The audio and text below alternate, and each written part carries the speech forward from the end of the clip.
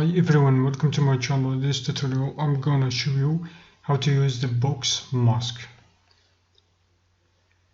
And this brush creates a new mask based on a box selection. Hold on to drag to make it like this, a box. And we have the masked area on these two parts.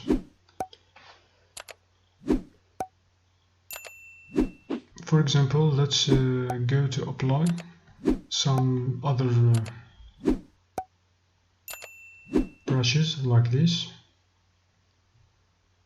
The other brushes can't affect the masked area as shown here. Also, you can apply the other brushes, other effects like inflate, for example. Inflate using different borders as shown here. This region cannot be affected because it's masked using this box mask as shown here. Click on this, hold and drag. For example, to make it for lasso mask. So let's explain also this, and this can create a new mask based on a lasso selection. For example, let's apply it on this region. And this is lasso select. You created this region must not be affected by the effect of the other brushes. So let's go over here to, for example, apply grab brush like this. Also the inflate brush in this region cannot be affected by the other brushes like this.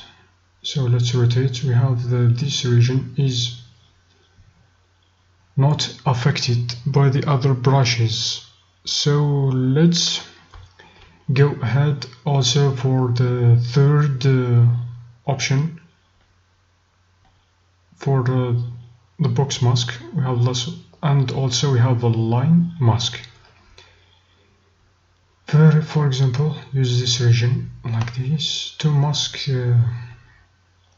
this region. You can select like this and apply the other effects of the different brushes, and this region still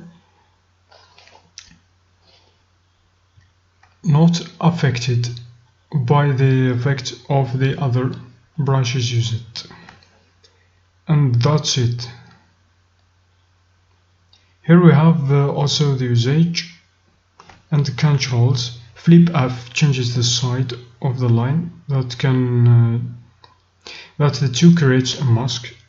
For example, F like this.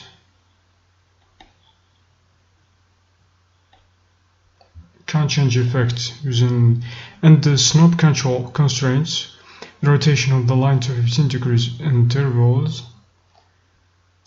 Control, for example, you can rotate by clicking on control to this line.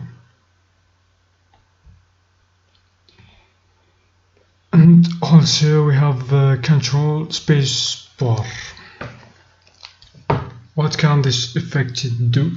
Control space bar.